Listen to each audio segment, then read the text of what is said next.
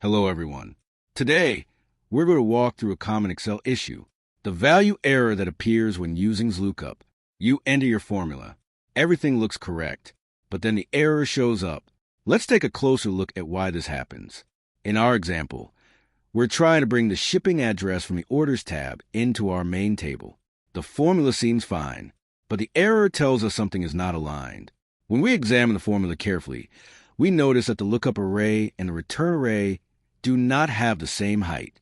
And for XLOOKUP to work properly, both arrays must match. In this case, the lookup array goes down to row 831, but the return array stops at row 809. Let's find out why. We copy the return array from a formula and paste it into the name box. As we scroll down, we notice a blank cell in the middle of the column.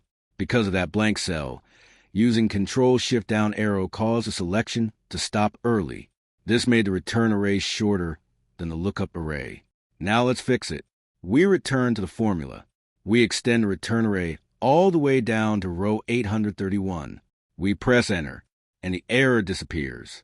Thank you for following along. I hope this calm walkthrough helped you understand the issue more clearly.